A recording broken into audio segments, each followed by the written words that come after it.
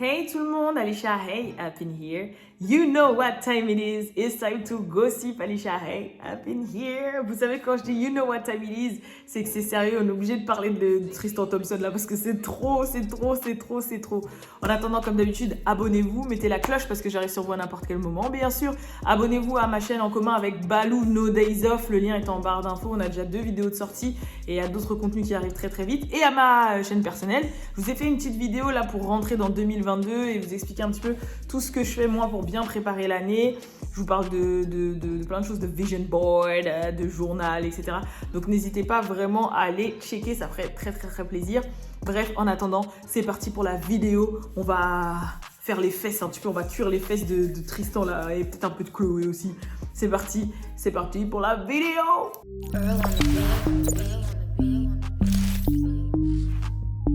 Real ass bitch, give a fuck about a nigga. Et je suis une ouf parce que j'étais sur le point de vous envoyer la vidéo, mais j'ai complètement oublié de vous dire bonne année les gens, bonne année le What's Up Gang. Je vous ai même pas dit bonne année, à part vous la souhaitez sur le Instagram, mais sur YouTube. Bonne année, bonne santé, franchement que tous vos projets se réalisent et tout ce qui s'ensuit et tout ce qui va avec. 2022, ça va être épique. Croyez-moi, 2022, ça va être incroyable. Soyez prêts et prêtes, ou prêtes et prêts, parce que c'est d'abord les filles, après les garçons, galanterie.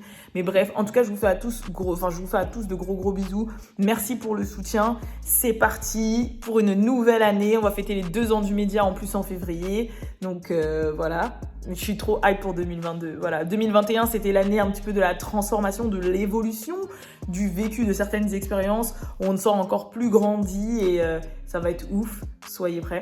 Bonne année et prête. Bonne année! Du coup, on n'est tous pas passés à côté de l'annonce finale de Tristan Thompson qui a confirmé bien être le père de l'enfant de la jeune femme là qui a déclaré que l'enfant était bien de lui. Et il a fait un message, une déclaration en Insta Story, là, noir sur blanc, enfin plutôt blanc sur noir, pour dire que voilà, il s'excusait auprès de Chloé, je te respecte, je te demande pardon à toi et à Trou, c'est vrai, à toi et à Trou, oui, voilà, en gros, le test de paternité, les résultats sont tombés et il est bel et bien le père de cet enfant, voilà. Donc forcément, suite à ça, les médias sont on fire. Il y a aussi Jordyn Woods qui est en TT Twitter par rapport à cette histoire. En mode, les gens, ils sont en train de dire, bon, c'est bon là, Chloé, il faut que tu t'excuses auprès de Jordyn en fait.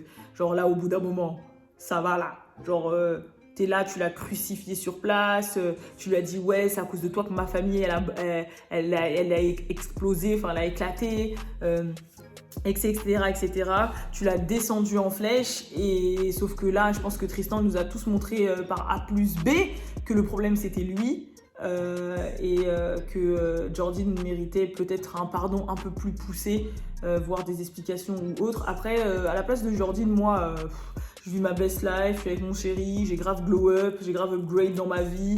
Est-ce que je veux retourner dans les dramas de cette famille? Non, je ne pense pas. Perso, à sa place, voilà.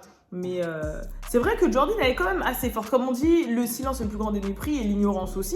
Mais c'est vrai qu'elle est assez forte parce que j'ai vu un tweet qui était passé par là et qui disait la même chose. En mode, franchement, moi j'aurais été Jordyn, j'aurais lâché un petit lol. Tu vois les petits lol sur Twitter, genre LOL, bien histoire de pimenter la chose et tout. Parce que tu vois, tu l'aurais eu là, mais en même temps, quand t'as glow up comme ça, t'as grow up comme ça, est-ce que tu l'as là en vrai? Je crois que tu t'en fous, hein. Mais non, Miskine, moi, franchement, c'est le message, il est irrespectueux de Tristan quand même. Je suis désolée, son message, il est trop irrespectueux. Il a dit, je te respecte. Je crois qu'il a dit ça à un moment dans un message. Bref, en tout cas, il dit le truc en mode, comment tu peux dire que tu respectes la personne alors que la raison pour laquelle tu écris ce message-là, c'est parce que tu l'as dérespecté de ouf, en fait. C'est ça que j'arrive pas à comprendre. Après, j'ai vu qu'il y avait une vidéo de lui sur les médias qui tournait où il était à la sortie du cours de gym de True et qu'il cherchait True et Chloé parce qu'il a voulu offrir des roses à True. Oh, franchement, pour son 3e, franchement, j'ai rien compris, je comprends rien à ce qui se passe dans cette famille. Franchement, je comprends strictement rien. Tout ce que je sais, c'est que, en fait, là, Chloé, frère, au bout d'un moment, ça fait 4 vidéos que je fais sur ce sujet et 4 vidéos que je dis tout le temps la même chose. Au bout d'un moment, on s'arrête. on stop. On peut comprendre la dépendance affective, tout ça. On peut comprendre, il n'y a pas de souci. Père de ta fille, nanani, 2e chance, 3e chance, mais 18e chance, non, on ne comprend pas. Par rapport en plus à ton statut et à qui tu es, non, on ne comprend pas. Yo no comprendo. Voilà. Après, c'est vrai que, je viens de penser à un truc, c'est vrai que Chloé, enfin, je me rappelle à l'époque des Kardashians et tout, c'était une qui galérait à avoir des enfants et qu'elle galérait pour avoir des enfants. Et j'avoue, l'homme avec lequel tu as commencé à fonder une famille, il est là, il fait des enfants à tout va, là, à tout le monde, là. Enfin, pas à tout le monde en soi, c'est son 3e enfant. Il a eu un enfant avant tout et là, il en a un après, mais avec un coup d'un soir, avec la meuf avec qui il t'a trompé, même pas quelques heures après, vous avez décidé de vous remettre ensemble. Non mais franchement, mais fuckboy X1000 en fait, genre j'arrive pas à comprendre.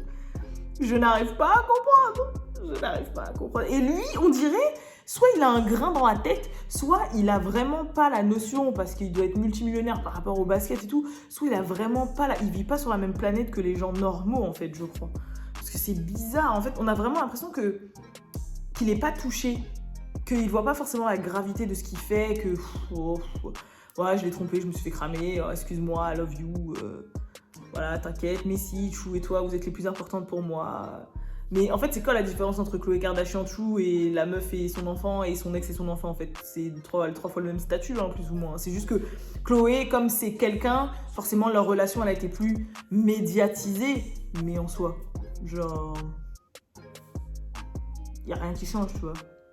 Après, forcément, c'est reparti pour un tour. Les gens qui parlent de karma, qui disent que voilà, c'est le karma de Chloé. Elle qui a toujours été la side chick par rapport à d'autres femmes avant, qu'elle a volé tous les gens. D'ailleurs, c'est vrai que j'avais tilté. À chaque fois qu'on parle de Chloé, on parle par rapport à French Montana et Trina, les choses comme ça. Mais c'est vrai qu'elle a piqué même Lamar Odom, elle l'a piqué à Taraji P. Henson en fait. Lamar, il était avec Taraji et il a trompé Taraji avec Khloé Kardashian. French Montana était avec Trina et il a trompé Trina avec Khloé Kardashian. Genre, j'avoue, en fait, genre, karma is a bitch, mais là, je pensais qu'elle avait déjà mangé assez quand même. Genre, au bout d'un moment, là, t'as des vidéos à l'appui de ton mec avec sa tête dans les seins d'une fille, avec une autre fille qui embrasse une autre fille. T'as une autre vidéo de photos qui sort d'un hôtel encore avec une autre fille. Et nanana, une autre fille. Là, il met enceinte. Oh, là, c'est bon le karma. Je pense que vraiment, pour tuer ce vaudou qu'elle a sur elle, il faut qu'elle s'excuse auprès de Jordine. Ça se trouve, c'est ça en vrai. Tant qu'elle n'a pas ravalé sa salive par rapport à Jordine, il va continuer à lui arriver des dingueries. Moi, je pense que c'est possible. C'est possible, hein. C'est possible. Jordine, elle a spell un voodoo on her, là, comme ça, là. Et puis maintenant, là, c'est la débandade totale. Oh là là là. Mais ouais, du coup, Jordine, plus le temps passe et plus on lui donne raison, en fait. Plus ça montre qu'elle avait raison, en soi. En plus, franchement, pour pas spécialement encore prendre la défense de Jordine, mais franchement, quand ça s'est passé, déjà, elle est jeune. Je crois à quel âge, là, 24, 25. Quand ça s'est passé, elle était encore plus jeune. C'est lui qui est un vieux monsieur comme ça. Enfin, il vient de fêter ses 30 ans, donc il a facile 5-6 ans de plus que Jordine. Et à l'époque, elle devait en avoir quoi, 20, 21, I don't know. Mais c'est lui qui a insisté pour lui faire un bisou et tout. Déjà, t'invites Jordine, mais t'invites pas ta meuf à ton propre anniversaire. Franchement, de toute façon, les anniversaires de Tristan, Chloé, je suis désolée, mais quand c'est son anniversaire, en fait, le calcule pas parce que tu sais qu'il va faire une dinguerie, je crois. Enfin bref. En tout cas, j'espère que cette vidéo vous aura plu. N'hésitez pas à commenter, à me dire ce que vous pensez de toute cette histoire. Je n'en peux plus. Quel conseil vous donnerez à Chloé en vrai de vrai? Quel conseil vous lui donneriez, s'il vous plaît? Et est-ce que pour vous, c'est compréhensible cette histoire? Black men don't cheat. Oui, c'est ça. Elle peut pas prendre exemple sur sa sœur Kim. Kim, she living her best life. And going back and forth with Kanye West. Franchement, c'est la vérité. Elle vit sa meilleure vie avec Pete. Kanye fait tout pour la rendre jalouse. Il s'installe en face de chez elle. Il a déménagé en face de chez Kim. tous les jours, il s'affiche avec des nouvelles meufs. Là, récemment, lendemain de jour de l'an, qu'il a passé avec Future, s'il vous plaît, avec Future, le toxique, le fuckboy par excellence, avec Quavo et tout. Le lendemain, il s'affiche dans une chambre d'hôtel avec 2 meufs qui sortent dénudées et tout. Et Kim, elle en a rien à faire. Elle est en train de vivre sa best life. En plus, les Kardashians, je pense qu'ils sont vraiment en train de passer dans une nouvelle ère là. Ils ont fait leur ère Black Men, tu vois. Ils ont fait un peu leur ère Black Men, les Kanye West, les Lamar Odom, les Tristan Thompson, tu vois ce que je veux dire? Ils ont fait un petit peu leur côté comme ça. Et là, ils sont en train de partir dans une ère Corey Gambles et tout. Et là, ils sont en train de partir dans une ère de rockers blancs. Je vous le dis. Là, on a le droit à du Travis Barker, à du Pete Davidson. Soyez prêts, hein. Kris Jenner là, elle va arrêter avec Corey Gambles et elle va sortir avec un mec de Aerosmith. Non, je rigole. Non, mais là, ça se trouve, c'est un nouveau style. Je crois qu'elles ont été fatiguées des cibagrées. Mais en même temps, ah là là, enfin bref. En tout cas, je vous fais de gros bisous et je vous dis à la prochaine pour la prochaine vidéo. Peace.